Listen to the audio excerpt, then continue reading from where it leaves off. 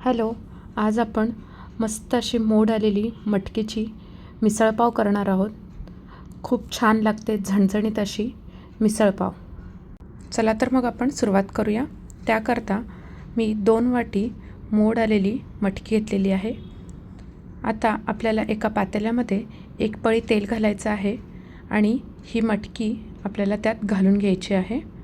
त्यात अर्धा चमचा हळद आणि 1 चमचा मीठ टाकून ही मटकी आपल्याला व्यवस्थित मिक्स करून घ्यायची आहे. एक 2 ते 3 मिनिटं आपल्याला याच्यावर छान गरम तेलावर परतून घ्यायची आहे. त्याला हळद आणि मीठ व्यवस्थित लागल्यानंतर 2 ते 3 मिनिटानंतर आपण ह्यामध्ये 3 ग्लास गरम पाणी घालून घ्यायचं आहे आणि ही मटकी आपल्याला शिजत ठेवायची आहे. व्यवस्थित मिक्स करून घ्यायची आहे आणि दुसऱ्या कढईमध्ये आपण आता वाटणाची तयारी करूया. त्याकरता 1 पळी तेल घातलेलं आहे आणि अर्धी वाटी सुकं खोबरं चिरून घातलेलं आहे. सुकं खोबरं आपल्याला व्यवस्थित लालसर होईपर्यंत तळून घ्यायचं आहे. खोबरं तळून झाल्यानंतर साईडला काढून घ्यायचं आहे. त्याच कढईमध्ये आपण 2 मोठे कांदे, अर्धा इंच आल्याचा तुकडा आणि 7 ते 8 लसूण पाकळ्या घालून घ्यायच्या आहेत. त्यासोबत अर्धा चमचा खसखस आणि 1 चमचा धने घालायचे आहेत. हेही आपल्याला व्यवस्थित कांदा छान असा ब्राऊन होईपर्यंत भाजून घ्यायचा आहे. तुमचं वाटण जेवढं छान ब्राऊन होईल तेवढी आपल्या मिसळला कलर खूप छान येतो. तोपर्यंत एक साईडला आपली मटकीही छान शिजते आहे. 10 मिनटं आपल्याला मटकी शिजून झाल्यानंतर गॅस बंद करायचा आहे मटकीचा. तोपर्यंत आपल्या इकडे वाटणही तयार आहे. वाटण थंड झाल्यानंतर आपण मिक्सरच्या भांड्यात ते सगळं काढून घ्यायचं आहे. त्याचसोबत आपल्याला ह्यात 1 टमॅटो घालायचं आहे आणि मिक्सरमधनं हे वाटण बारीक करून घ्यायचं आहे.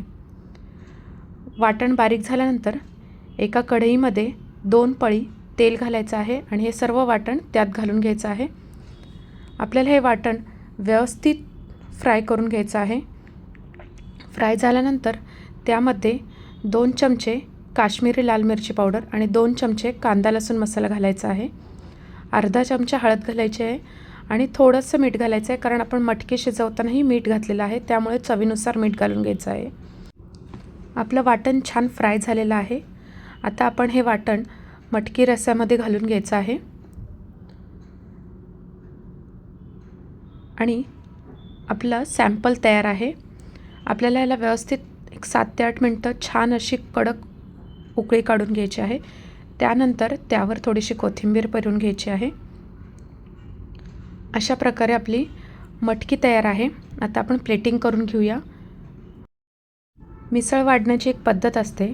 त्याकरता सगळ्यात पहिल्यांदा आपण थोडंसं फरसाण घालून घ्यायचं आहे किंवा शेव चिवडा जे तुम्हाला आवडेल ते. त्यावर थोडीशी मटकी सुकी घालायची आहे. त्यावर परत फरसाण घालायचं आहे आणि मग त्यावर परत मटकी आणि मग रस्सा घालायचा आहे. थोडीशी कांदा, थोडंसं कोथिंबीर असं व्यवस्थित पेरून घ्यायचं आहे आणि एक साईडला वाटीमध्ये त्याचा रस्सा द्यायचा आहे फक्त. त्याला सॅम्पल म्हणतात.